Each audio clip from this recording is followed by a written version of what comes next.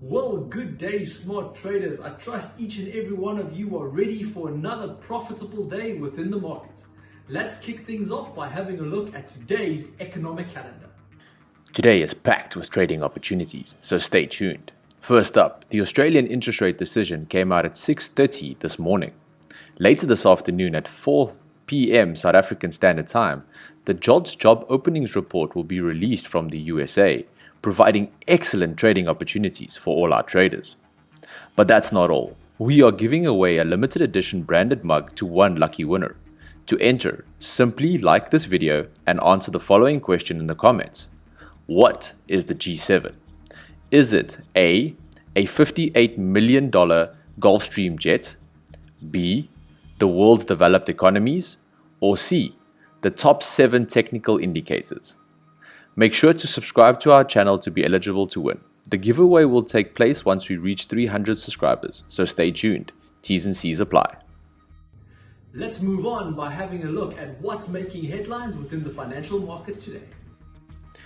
In currency news, the dollar bears have been beating the Federal Reserve's rate cut drum, but the tune may soon be out of rhythm if the economic impact from the banking crisis remains modest. Yesterday, the dollar index fell by 0.45%, but we need more evidence pointing to economic stress and tightening in lending conditions to justify pricing in further dollar weakness. Now let's move on to our analysis on EuroCAD. The currency bounced off the major trend line this morning and is now hovering just inside of that actual support zone.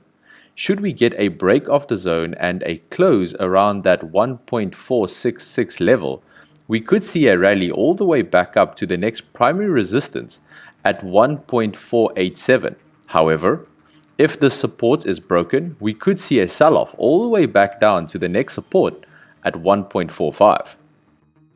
Turning to Wall Street, the S&P 500 ended higher yesterday, lifted by energy stocks following surprise cuts to the OPEC Plus group's oil output targets. The Dow Jones Industrial Average added 1%, the S&P 500 gained 0.4%, while Nasdaq fell 0.3%. Now let's focus on Nasdaq 100's analysis. US tech is currently just under that resistance level at 13,200. Should this resistance be broken and the bullish momentum continue, we could see a rally all the way back up to 13,600. However, if the resistance is respected, we could see a correction back down to that 12,900 level. Moving on to commodities. Oil prices rose slightly in early Asian trade this morning as markets weighed a surprise output cut by OPEC Plus against fears of slowing economic growth. Crude prices rallied to multi-month highs yesterday after OPEC Plus countries unexpectedly said that they will cut output by over 1.6 million barrels per day, pointing to tighter supply in the coming months. But this was also accompanied by a slew of weak manufacturing data from across the globe, which played into concerns that an economic slowdown could dent crude demand this year. Now let's look at the analysis on crude oil. WTI is still trading within that resistance zone. Should we get a break and a close above that $81.30 level, we could see a rally all the way back up to the next resistance at $84 a barrel. However, if this resistance is respected and we get a close around that $79.5 a barrel level, we could see a correction back down to that $76 a barrel level. Lastly, let's take a look at gold. Bullion prices rallied back to key levels yesterday as markets considered the potential for more economic turmoil this year amid a manufacturing slowdown and rising fuel costs. The yellow metal saw a resurgence in safe haven demand after a string of weak manufacturing readings from the world's largest economies, which could herald a potential economic slowdown later this year. Taking a look at our analysis on gold, the yellow metal experienced extreme bullish momentum yesterday.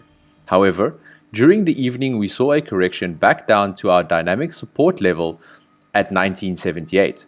Should we find support here and get a close above that 1982 level, we could see a rally all the way back up to 1996. Should we get a close, however, below 1974, we could see a sell-off all the way back down to our next support level.